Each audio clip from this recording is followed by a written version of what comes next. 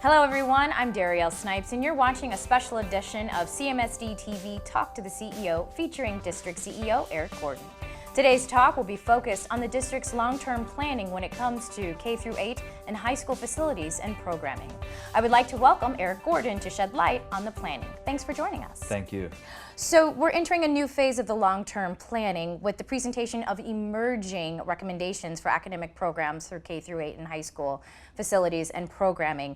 Can you just tell us how we arrived at this?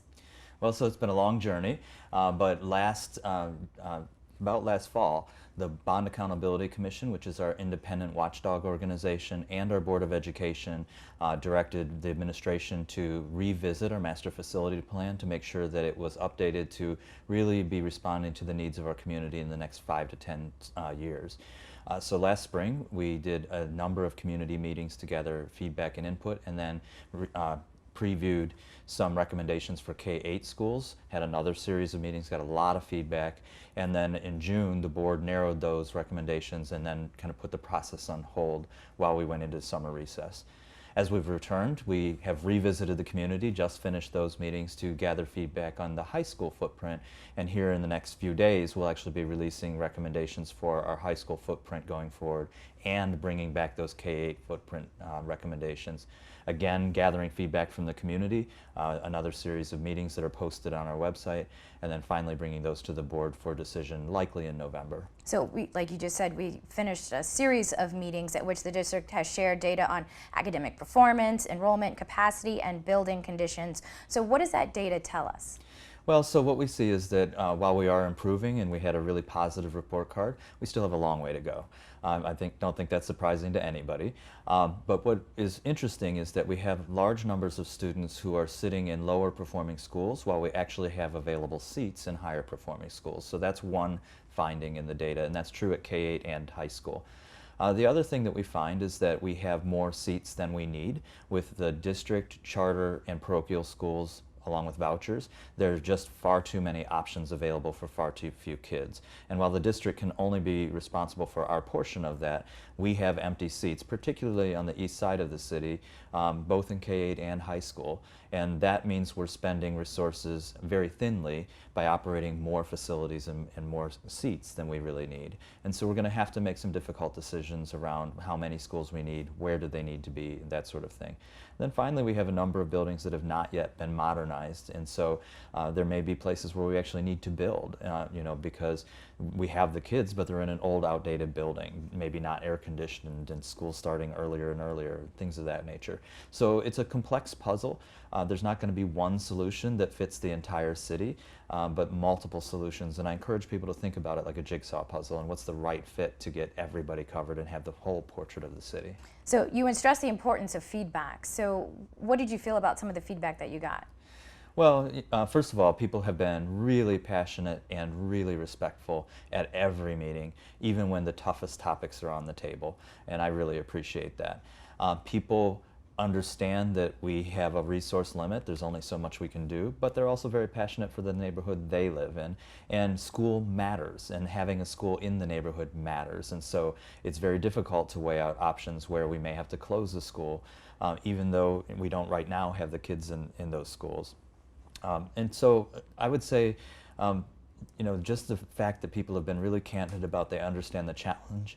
I think people have also recognized, as we've said, that the math isn't everything, and we have to understand the context. But I think people are also prepared that we're going to have to make some difficult decisions, and there's not a solution that's going to make everybody happy. And so these are emerging recommendations, and you're still listening to input, correct? Absolutely. So it's intentionally a two-step process where we first gather information on what kinds of things people think we should be considering, what we should be thinking of, ideas they have. Then we actually bring out a set of recommendations and do a town hall style where I listen as people stand up one after the other and tell me what they think. We scribe that all down, we share that all with the board, and as we demonstrated with the K-8 schools, the board uses that to take the decisions that we proposed and shape them and make them different, and that's what's ultimately going to lead to the final plan. So that's why it's so important for people to continue to go to the meetings, correct? Continue to go to the meetings and visit our qualityschools4klekids.org website. All of the material is there, all of the raw data is there.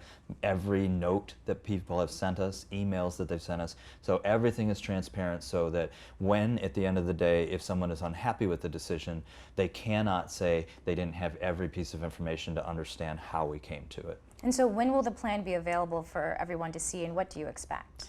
We expect that the plan will be available at the end of the middle week of October, and we'll start the community meetings again on Saturday, October 19th. And I think people should expect that we're going to have some tough decisions to make about potential school closures in some communities, like we did for K-8, some consolidations, but also that there should be some investments being made. So what programs can we put together to bring resources into communities? And so, you know, my team and I have not yet come to recommendations because the community meetings just ended.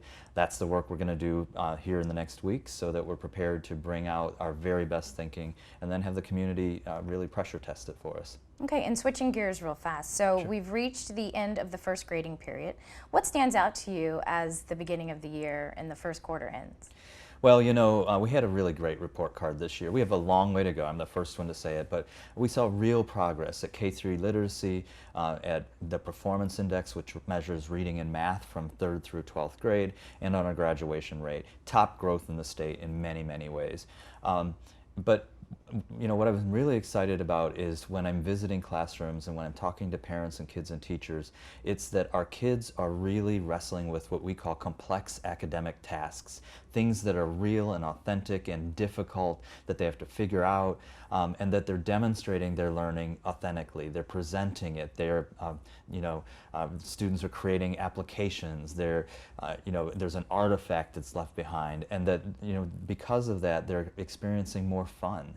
That learning is more joyful and adventurous. And I'm just excited every day to see a new way a teacher manages to do that.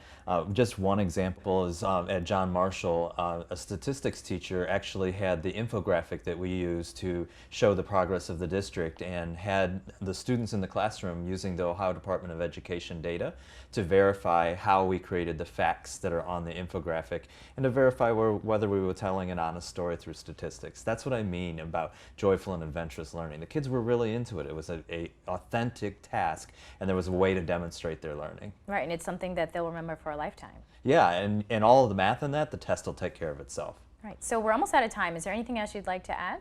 Well, you know, there's a ton going on. So we wrapped up our first quarter already, and that means parent conferences for most schools are October 23rd and 24th. So hopefully our families will come out and meet their teachers again. Say Yes is fully in motion now. Our 16 schools that we've launched services in, they're up and running, and so families should be taking advantage of that. It's college application month, October, so we want our students to start applying for those colleges and for their Say Yes scholarship if they're seniors. And for our 8th graders, it's hard to believe, but it's almost time to start choosing their high school. December is high school choice month, and so be looking for that pretty soon as well. Well, definitely a lot going on. Well, Eric Gordon, thank you so much for your time and your input. Thank you.